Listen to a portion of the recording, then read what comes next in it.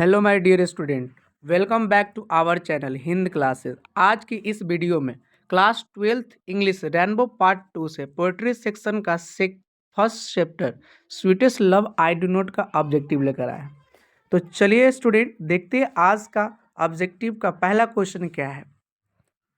चलिए, पहला क्वेश्चन कहता है who is known known as metaphysical poet. Who is known as metaphysical poet यानी मेटाफिजिकल पोएट किसे कहा जाता है। तो मेटाफिजिकल पोएट जो है वो जॉन डन को कहा जाता है। तो यहाँ पे करेक्ट जो आंसर आपका सी सही होगा, जॉन डन। चलिए नेक्स्ट क्वेश्चन की तरफ चलते हैं। नेक्स्ट क्वेश्चन कहता है John Donne is going to dash leaving his wife behind. यानी जॉन डन जो थे वो अपने पत्नी को छोड़कर कहाँ जा रहे थे। जॉन डन अपने पत्नी को छोड़कर कहाँ जा रहे थे। तो जॉन डन जो थे वो यात्रा पे जा रहे थे, कॉन्टिनेंटल ट्रिप पर जा रहे थे और जगह का जो नाम था वो था जर्मनी। तो यहाँ पे करेक्ट जो आंसर होगा वो आपका बी नंबर सही होगा, जर्मनी। चलिए नेक्स्ट क्वेश्चन की तरफ चलते हैं। नेक्स्ट क्वेश्चन कहता है according to the poet man's power is dash. यानी कवि के अनुसार जो है मानव शक्ति है वो क्या है। तो यहाँ पे जो करेक्ट आंसर होगा वो सी नंबर सही होगा, फीबल। क्योंकि मानव की जो शक्ति है वो बहुत ही नाजुक है, कमज़ोर है। चलिए नेक्स्ट क्वेश्चन की तरफ चलते हैं। नेक्स्ट क्वेश्चन कहता है कि John done things that dash is certain. यानी जॉन डन जो है किस चीज़ के बारे में मानते हैं कि वो निश्चय है। तो यहाँ पर इसका जो करेक्ट आंसर होगा वो आपका डेथ सही होगा, सी नंबर सही हो जाएगा। क्योंकि यहाँ पे डेथ जो है इस संसार में चाहे कोई भी व्यक्ति हो, मनुष्य हो, चाहे अमीर हो गरीब हो, उसका डेथ जो है निश्चित है। जन्म हो सकता है कि कोई बच्चा माँ के गर्भ में भी मर जाए तो उसका जन्म नहीं हो पाता, लेकिन भाई चाहे माँ के गर्भ में या धरती पर आने के बाद कोई भी इंसान हो उसका मृत्यु होना निश्चय है। तो इसका करेक्ट आंसर जो है आपका डेथ सही है। चलिए नेक्स्ट क्वेश्चन की तरफ चलते हैं। नेक्स्ट क्वेश्चन कहता है sweetest love I do not go is written by. यानी ये जो पोएम है किसने लिखा। तो इस पोएम का जो पोएट है, राइटर है, वो जॉन डन है। यानी यहाँ पर जो करेक्ट आंसर होगा वो आपका डी नंबर सही होगा, जॉन डन। चलिए नेक्स्ट क्वेश्चन की तरफ चलते हैं।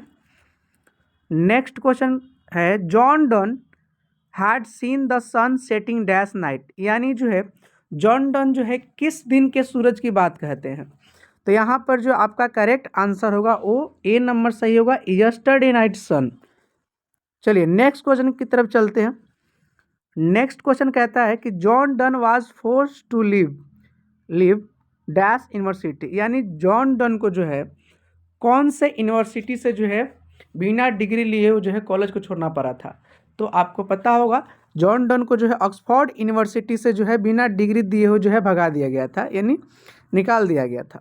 तो यहाँ पर करेक्ट जो आंसर आपका होगा वो डी नंबर सही होगा, ऑक्सफोर्ड यूनिवर्सिटी। चलिए नेक्स्ट क्वेश्चन की तरफ चलते हैं। नेक्स्ट क्वेश्चन है John Donne was born in. John Donne का जन्म कहाँ हुआ था। तो जॉन डन का जो जन्म हुआ था वो 22 जनवरी, कब हुआ था, 22 जनवरी 1572 में हुआ था। तो यहाँ पर इसका जो करेक्ट आंसर होगा वो आपका लंदन होगा। और 22 जनवरी 1572 में हुआ था और लंदन में हुआ था जो इंग्लैंड की राजधानी है। तो यहाँ पर करेक्ट जो आंसर सी आपका सही होगा, लंदन। चलिए नेक्स्ट क्वेश्चन की तरफ चलते हैं।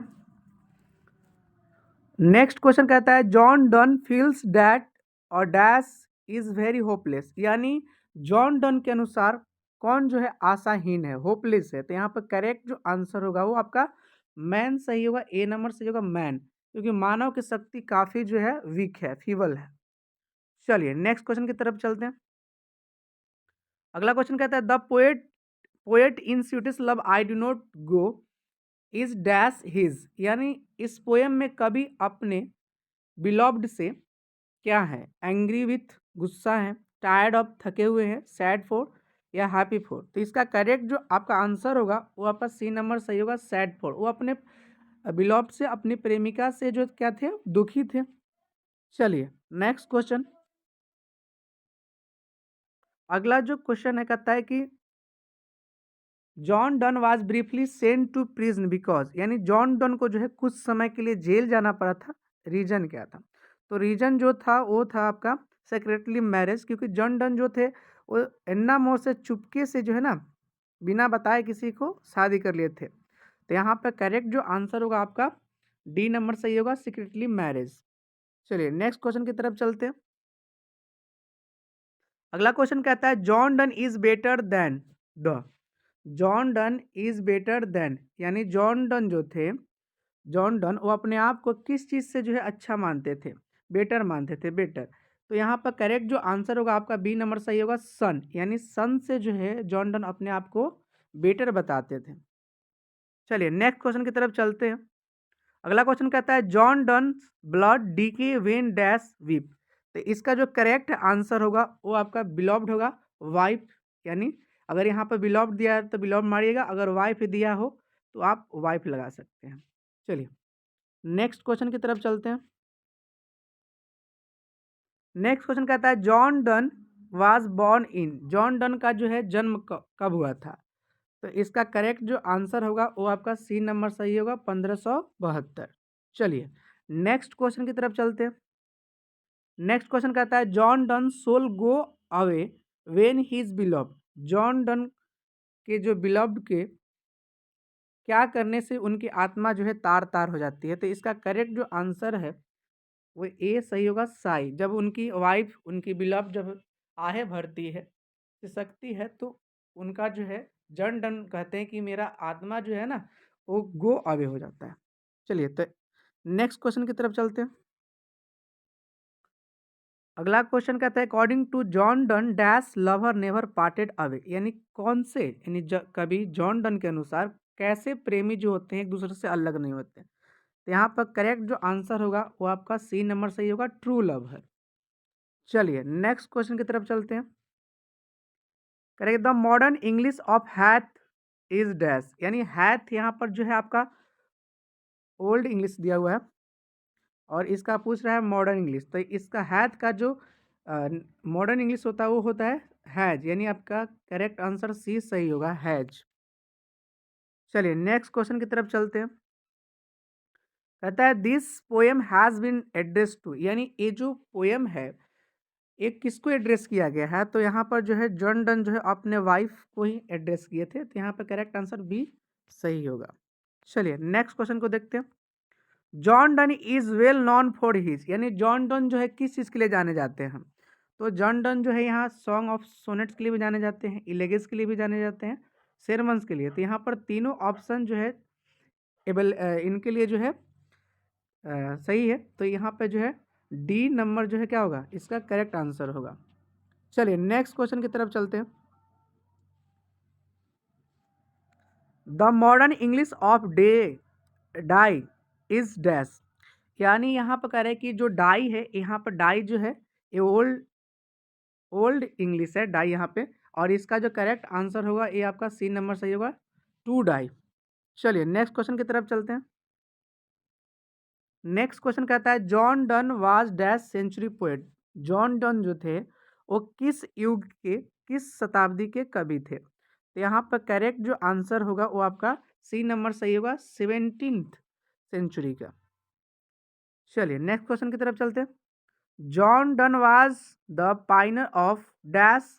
तो इसका जो करेक्ट आंसर होगा वो आपका बी सही होगा, मेटाफिजिकल पोएट्री। नेक्स्ट क्वेश्चन की तरफ चलते हैं। Sweetest love I do not go is dash.